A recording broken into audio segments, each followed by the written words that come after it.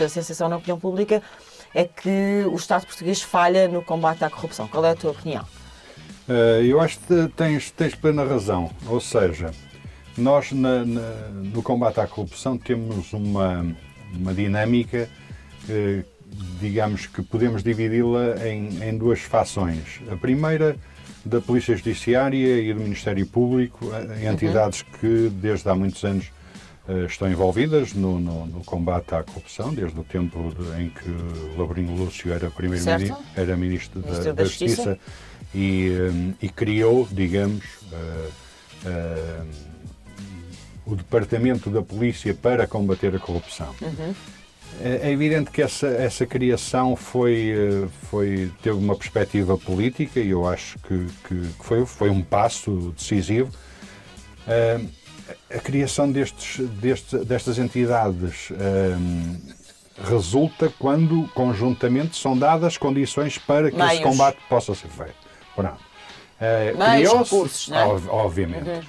Criou-se, começou a Polícia Judiciária a desenvolver essa área e de facto, os resultados começaram a estar à vista com o passar dos anos. E à vista, refirma que os processos são instruídos pela polícia, as investigações são desenvolvidas e grande parte delas chegam a bom porto. Chegam a bom porto, vão para o Ministério Público com propostas bem assentes, bem fundamentadas, e o Ministério Público faz também a sua parte e em grande número os processos avançam para tribunal ou ficam em condições de acusações sólidas. Depois, de repente, tudo se desvanece, tudo fica... entra-se... Águas de bacalhau. Sim, e porquê?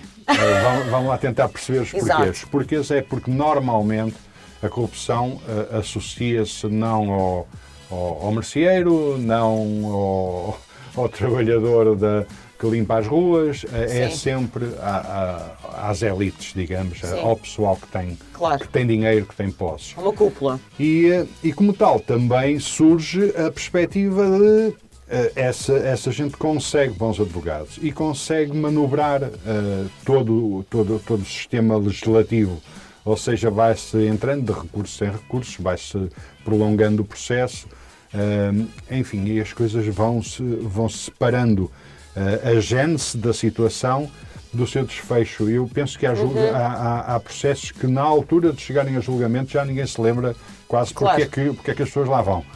E este é o grave problema. Claro que isto acontece porque temos uma lei que permite, de facto, que estas coisas aconteçam, cheia de buracos, digamos, que permite aos advogados manobrarem e estenderem estes processos e arranjar várias situações que vão prolongando isto no tempo e no espaço. Por outro lado, a grande questão é que não há, digamos, uma forma de limitar esta maneira de tornar as coisas tão distendidas no tempo e de forma a que os processos possam ser tratados muito próximos da altura em que os acontecimentos ocorreram. Também é preciso notar-se que a corrupção normalmente não é um processo fácil de investigar. Sim. Pelas suas características próprias, porque é difícil arranjar quem denuncie, é difícil arranjar quem forneça prova. Normalmente temos sempre a questão do corruptor ativo e do corruptor passivo. Portanto, as pessoas nunca estão nestes esquemas de uma maneira praticamente isenta e, portanto, há sempre algum receio, alguns entraves a que as coisas possam desenrolar-se de uma maneira rápida e célere. E à polícia, a investigação destes processos torna-se extremamente complexa e difícil. Já para não falarmos quando eles abrangem situações com ligações partidárias, com ligações ao grande poder, à grande banca e etc., em que E a elite tudo política. se torna muito difícil, as pressões, etc. Se são funcionários, o receio do despedimento, o receio de ao denunciar uma situação, depois ela reverter contra a própria pessoa. E tudo isto dificulta muito este combate que é imprescindível, é decisivo, é o Claro. tipo de crime que mais dano causa na sociedade em geral.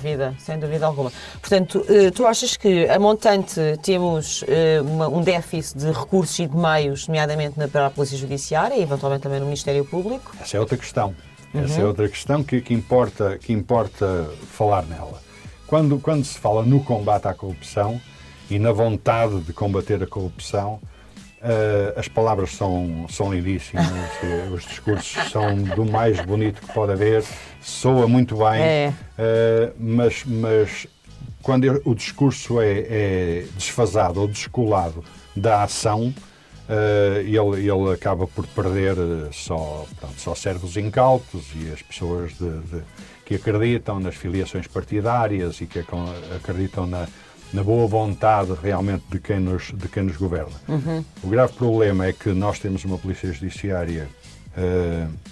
Eu entrei para a Polícia Judiciária no fim dos anos 70, já foi no século passado, eu sei, mas nós tínhamos um quadro de cerca de 900 elementos. 900. Nós, hoje, 40 anos passados, nós temos um quadro de 1.200 pessoas. Ai, Portanto, que dá miséria! para ver o que é que se evoluiu em termos humanos quando nós começamos a lidar com o crime complexo, com o terrorismo. 1.200 nacionais. Exatamente. Portanto, estamos a ver o que é o investimento numa casa que tem a importância para a sociedade que a Polícia Judiciária tem. Nós não podemos esquecer que a Polícia Judiciária ultrapassou e passou as várias fases do processo, passou do Estado Novo para uma sociedade como a que temos hoje, claro. Democrática, incólume. Os seus procedimentos do antigamente são os procedimentos de agora, ajustados à modernidade, claro. tudo bem. Agora, o investimento em meios humanos é quase nulo. Sim, é quase Mas nulo. depois temos outro problema, é que associado aos investigadores, nós necessitamos de um quadro de peritos que Claro. possam analisar as contabilidades. As pessoas têm que ter a noção de que investigar corrupção bancária, nas grandes instituições, nas grandes empresas, Fundos de investimento. obriga à apreensão, obviamente, de computadores, a rever toda a contabilidade, a Claro. perceber o que é que está ali, que normalmente são coisas muito bem feitas e muito bem disfarçadas Sim. que aparentemente, quando se olha, está tudo certo. Está tudo bem camuflado. Portanto, isto exige pessoas extremamente, perfeitamente especializadas nesta matéria. E depois é um manancial de prova, de indícios, de documentação que demora tempos infinitos a analisar para, com rigor, poder-se detectar o que é que está mal e poder-se realmente fundamentar acusações que, quando elas dão origem a isso. Se nós não tivermos realmente um corpo de peritos sólidos, bem formados, com preparação específica para Claro. aquela matéria, nós não conseguimos combater um Claro. fenómeno como este. E o que acontece é que nós temos, desde o início até aos dias de hoje, o grave problema continua a ser na peritagem, em peritos preparados para este trabalho. E eu não queria dizer, mas dá-me a sensação que alguém tem a perfeita noção disso. Portanto, quanto Com menos certeza. peritos, melhor e Claro. tal, e as coisas vai-se criando subrepticiamente algumas dificuldades a que, de facto, a investigação possa ser célere, possa ser eficaz, possa ter êxito. Claro, até porque o tempo na justiça, a justiça quando é demorada é a sua própria Deixa de ser negação. justiça, Claro, é a exatamente, própria deixa de negação ser da justiça. justiça, não é? Dilatação de prazo. Portanto, temos falta de recursos humanos e Sim, técnicos. muito, E técnicos. E depois temos uma justiça que está para além de garantística, não é? Permite e que acaba por fazer esta divisão, esta clivagem entre a justiça para ricos e para pobres, porque naturalmente não são os pobres que com as taxas de justiça e com os honorários dos advogados que vão poder andar de recurso a saltar de Nufar em Nufar. Só que ainda há outro problema. São vários, eles vão crescendo, não é? Acumulam-se. É que a corrupção não é um crime que afete diretamente a população, ou seja, diretamente a percepção que a população tem do crime. De sangue, não é? É o crime de sangue, claro. É o tipo que morreu, é a senhora que foi esfaqueada, exato. É a violência doméstica, é a criança violada. Isto sim as pessoas sentem. A corrupção parece que é algo que não é mais connosco. Diáfano. Isso é lá, e os figurões que por aí andam e tal, que fazem umas falcatruas e tal, espertos e tal. Até porque nós temos uma cultura da esperteza, no português é muito... esse gajo é que sabe, lá deu a volta e conseguiu, agora andar aí de Ferrari e tal, boa. Ainda de algum modo ainda incentivamos, ainda premiamos o esperto, o chico esperto, digamos. E isto é uma cultura que também tem que ser combatida, porque as pessoas, na sua maioria, não têm a percepção do quanto nos afeta este tipo de crime. Se nós pensarmos em todos estes falcos de BPNs, de BES, de Caixa Geral de Depósitos, e que depois o dinheiro tem que ser reposto, e que é reposto pelo contribuinte, ou seja, por todos nós, só que isto parece não afetar... Essa ligação, parece que não se faz uma ligação direta, exatamente, não é? E as pessoas pensam que o contribuinte é o fulano da esquina, não sou eu.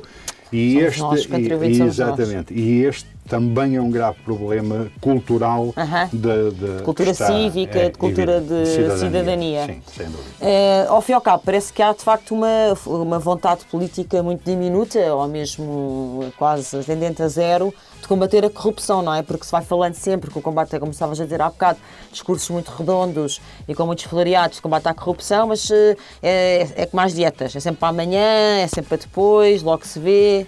Mas, Joana, nós quando falamos deste tipo de crime estamos a falar naquilo que normalmente se denomina o crime de colarinho branco. E este crime está ou germina em que meio? Germina no meio do poder. Claro. Do poder dos tráficos de influências, porque as coisas não são separadas.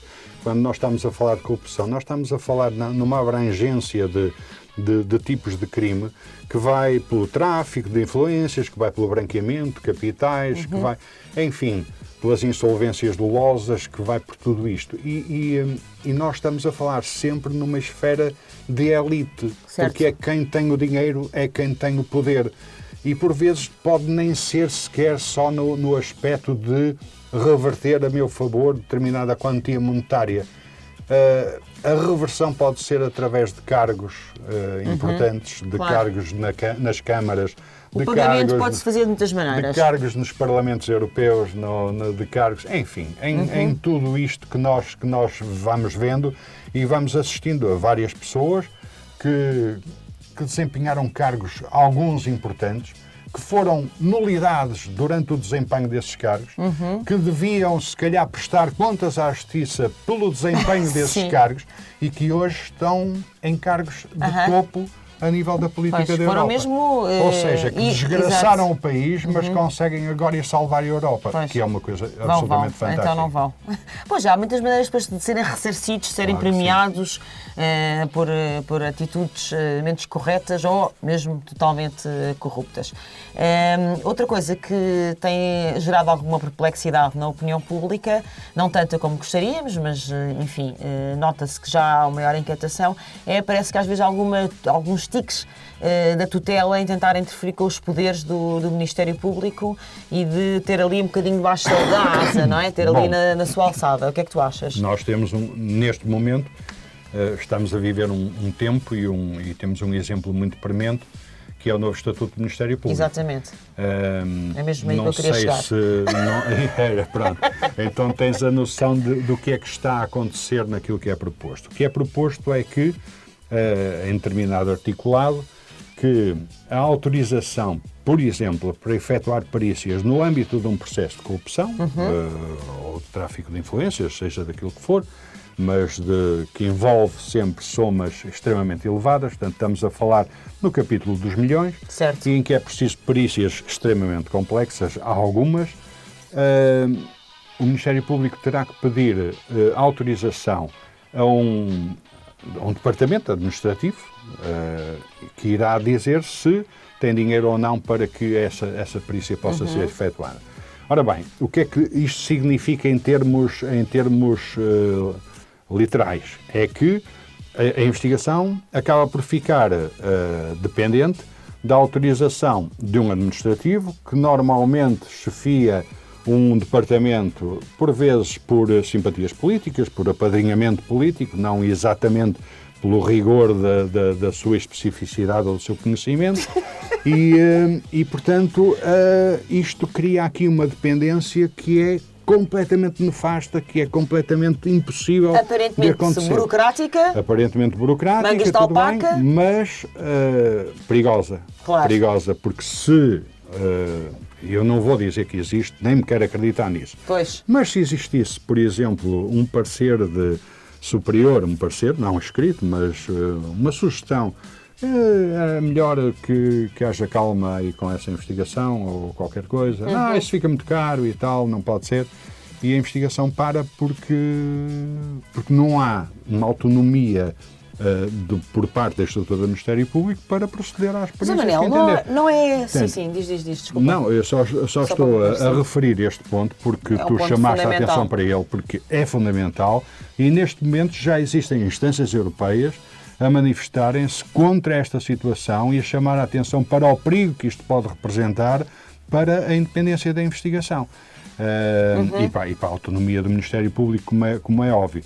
Nós, se queremos ter uma magistratura isenta e que possa, de facto, trabalhar e combater o crime, claro. Principalmente este tipo de crime, que é o que mais afeta, como eu já disse anteriormente, a população em geral, nós temos que lhe dar autonomia, temos que acreditar que esta magistratura age livre de interesses na perseguição unicamente da justiça. Portanto, qualquer algema que se coloque, mesmo que disfarçada, não é correto que aconteça.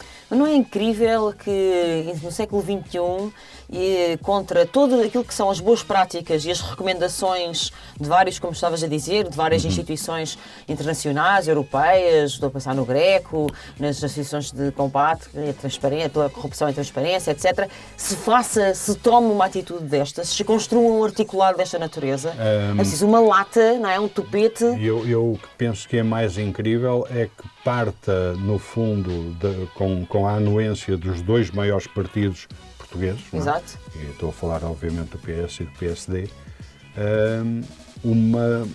Algo que pode representar uma tentativa de alguma forma de amordaçar a investigação e a independência da investigação.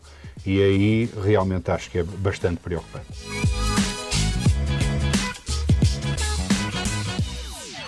Queres saber como apoiar este projeto, como apoiar este canal? Segue o link, todas as instruções estão na caixa de descrição. Obrigada!